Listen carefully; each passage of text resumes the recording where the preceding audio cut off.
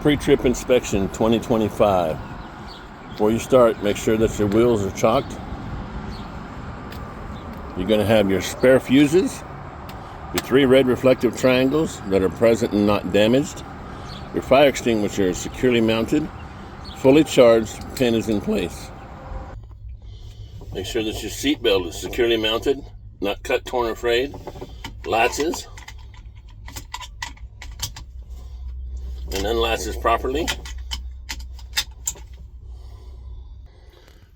Now we're going to conduct our first safe start.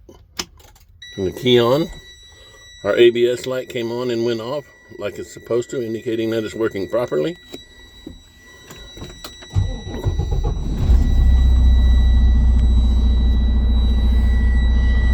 The first part of our end cap is going to be our governor cutoff test. I'm going to build our air pressure up to between 120 and 140 psi, and we should hear a sneeze.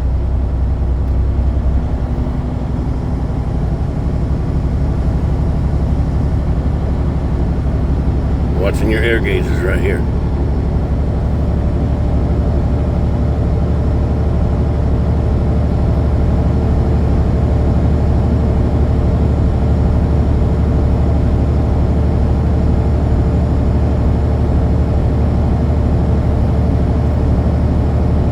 Very important that you do the end cap portion well. It's very important to do all of your pre-trip correctly, but it's very important to do your brake test in order. Any missed section is an automatic fail.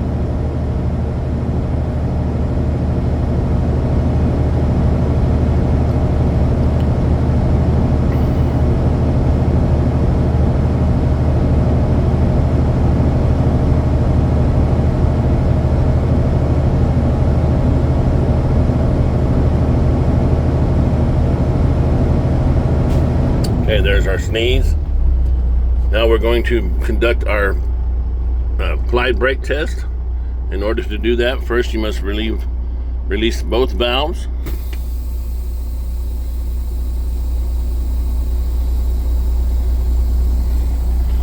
Now once your air pressure levels off, or you hear your air compressor kick on, turn the engine off. It's going to level off right around 100. There's the air compressor.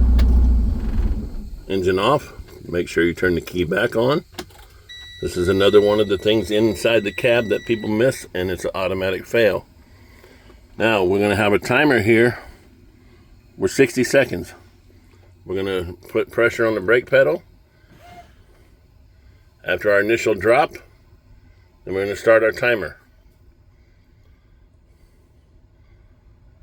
So after 60 seconds and your alarm goes off, you would state, I have not lost more than 4 psi. Had I done so, would indicate that I have a leak. Now we're going to do the low air warning. We're going to pump our brakes until our light and buzzer come on. And that should happen between 55 and 60 psi. They have both activated, indicating that they are working properly. Now we're going to continue pumping our brakes until both of our valves pop back out. And this is our emergency brake test. And that should happen between 20 to 45 psi. Make sure that they both pop out.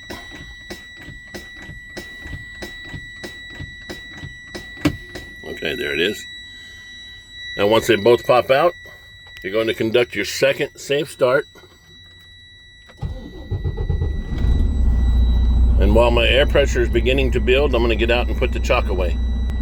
Remember to always use 3 points of contact while getting out and back into the truck. Okay, once we get back into our truck and our seat, make sure we put our seat belt back on.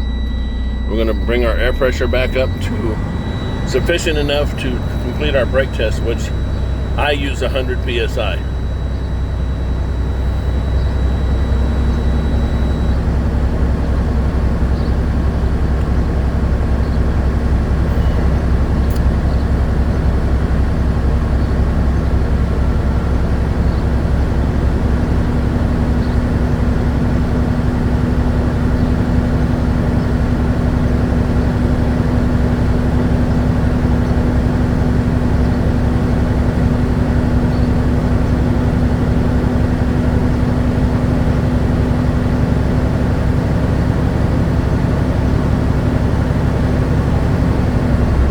Okay, once we get to our 100 PSI, we're now going to conduct a tractor brake test.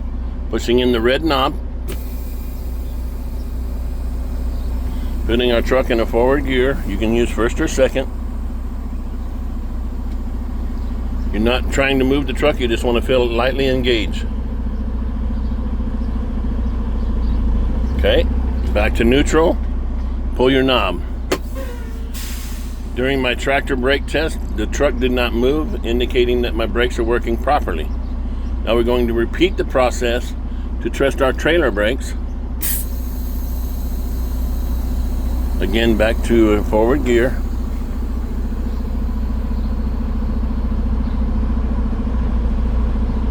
Okay, again, back to neutral.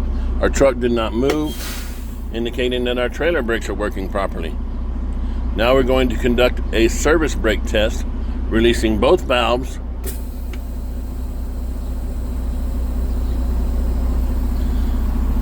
And we're going to move our truck forward to 5 miles an hour.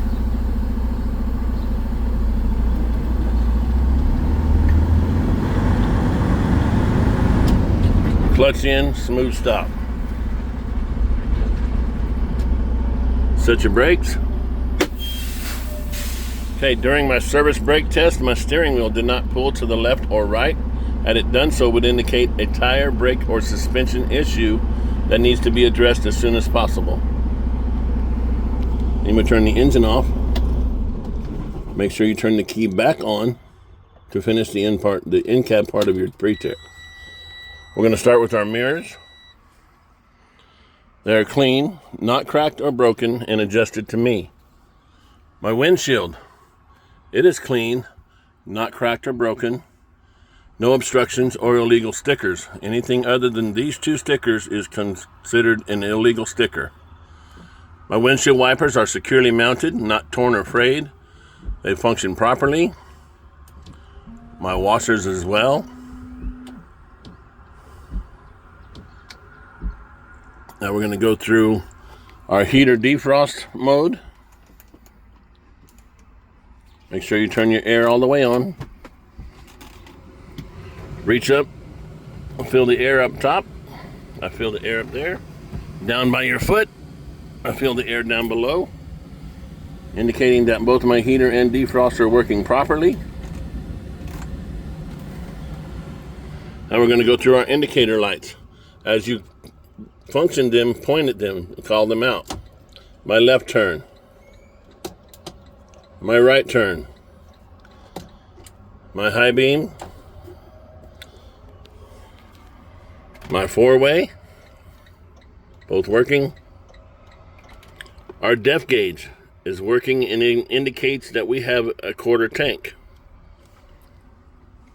And we're going to finish with our city horn and our air horn. And this concludes the end cab portion of my test. Would you mind helping me check my lights? Once they are out there in front of the vehicle, you're going to start with your headlights. You're going to call them out. Everything that works, they're going to give you a thumbs up. Headlights, high beam, left turn, right turn, 4-ways. Leave your 4-ways on so when they get to the back of the trailer, they can start with those. And then you reach up. Are my clearance lights working? When they walk to the back, you're going to start with 4-ways. Excuse me. Left turn, right turn, brake light, tail light. And when they start walking back to the front of the vehicle, you're going to turn everything off and meet them at the front of the truck. At the front of the vehicle, you're going to look underneath, making sure that you have no puddles, which would indicate an active leak. And your vehicle is not leaning one side or the other or front to rear, which would indicate a tire or suspension issue. As you walk up, you're going to point at your clearance lights. Amber in color, securely mounted, not cracked, broken, or missing. Then your headlights, both left and right. My headlights, low and high beam, clear or white in color, securely mounted, not cracked, broken, or missing, and no moisture behind the lens. My left and right turn signal, 4-way flasher and marker light. Amber in color, securely mounted, not cracked, broken, or missing. as well as our reflector. It is also amber in color, securely mounted, not cracked, broken, or missing. Then you will open the hood.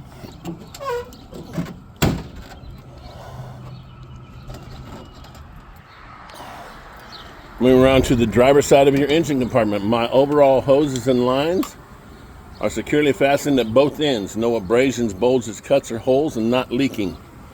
I would go to my coolant reservoir. It is securely mounted, not cracked or broken, not leaking, filled to the proper level. Both caps are present tight and not leaking. My hose is secure at both ends with no abrasions or bulges or holes and not leaking. My oil fill port. If I needed to add oil to the engine, I would do so here. My cap is present, tight, and not leaking. My dipstick. This is where I would check the engine oil. I would pull it out, wipe it off, reinsert, pull it out again, making sure that it is at or above the fill line. Power steering reservoir. Securely mounted, not cracked or broken. Both caps are present, tight, not leaking, and it is also filled to the proper level. My steering gearbox. It is securely mounted, not cracked or broken, not leaking, no loose or missing hardware, and both of my lines are present, tight, no abrasions, bulges, cuts, or holes, and not leaking. My steering linkage, rods, arms, and links, securely mounted, not cracked, bent, or broken. My castle nut with cotter pins are securely in place, and my joints or sockets are not worn or loose and are properly lubricated. My front and rear spring mounting hanger securely mounted, not cracked or broken, and my bushing is in place. My leaf spring, it is securely mounted, not shifted, cracked, broken, or missing. My U-bolts, securely mounted, not cracked, bent, or broken, no loose or missing hardware. My shock absorber, it is securely mounted, not damaged, not leaking. My brake hose or brake line, secure at both ends, no abrasions, bulges, cuts, or holes, not leaking, and there's no damage to the coupling. My brakes are securely mounted and free of any contaminants such as oil and grease. You just have to point in toward there. My wheel, it is securely mounted, not cracked, bent, or broken, with no welded repairs. The inner and outer sidewalls of my tire, no abrasions, bulges, cuts, or holes, not leaking. The surface of my tire is evenly worn, not cut or damaged. And I would make sure that there's at least 4/32 tread depth on a steer tire. I would check this with a depth gauge. My valve stem is securely mounted, not bent or loose, not leaking. My metal cap is present and tight, also not leaking. I would ensure that my tire is properly inflated to manufacturer's spec, which should be between 100 and 120 psi. My lug nuts, all are present. None appear to be cracked, broken, or loose. Signs of looseness are going to be rust trails and shiny threads. And my stud holes do not appear to be elongated or worn. This is my cab side marker light. It is securely mounted, amber in color, not cracked, broken, or missing, and it also functions as a turn signal and four-way flasher. My mirror or traffic monitoring device, securely mounted, not cracked or broken, no damage to the bracket, no loose or missing hardware. My batteries are securely mounted, no loose connections, and no excessive corrosion. My def tank is securely mounted, not cracked or broken, no visible signs of leaks from the tank or lines, and my cap is present, tight, and not leaking. My fuel tank, securely mounted, not cracked or broken, also no visible signs of leaks from the tank or lines. My cap is present, tight, and not leaking. My tractor frame, it is not cracked or bent, no broken welds, and no other damage to the frame. My coupling, my air lines are secure at both ends, no abrasions, bulges, cuts, or holes, and not leaking.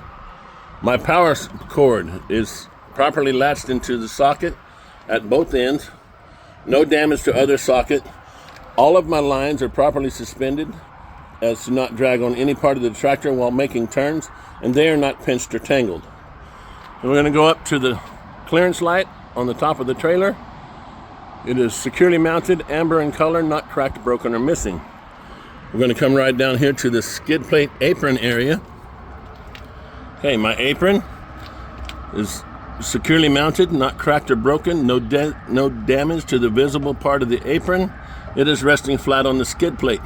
There is no gap or daylight between the two. My skid plate is properly mounted to the platform. It is not cracked, bent, or broken, and it is properly lubricated. My release handle is in the fully latched position. My fifth wheel locking pins are in the fully locked position. They are not cracked, broken, or missing. Then we would walk around and look into the gap of the rear part of the skid plate. Up there, I'll do my best. Up in here, you're going to talk about your kingpin. It is securely mounted, not cracked, broken, or worn. My locking jaws are fully latched around the kingpin. There is no excessive play between the kingpin and the locking jaws, and everything is properly lubricated. When you come out, you're going to talk about your pin clearance. Pin clearance is a distance from the rear of your tractor frame to your landing gear. You have adequate or enough space to make turns without hitting. Your landing gear, securely mounted in the fully raised position. There's no damage to the support frame or landing pads, and your crank handle is in a secure location. Your trailer frame, cross members, and box floor. Not cracked, bent, or twisted. No holes, and no other damage to the floor.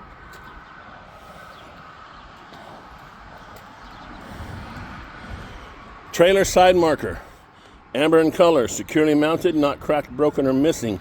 It also functions as a turn signal, four-way flasher, and reflector.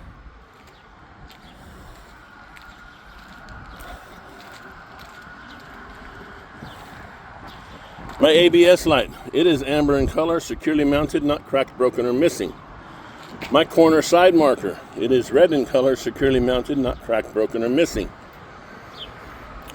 When we get to the rear of our trailer, our outer lights on the rear of our trailer, red in color, securely mounted, not cracked, broken, or missing, and they function as a tail light, turn signal, four-way, and reflector. Our inner lights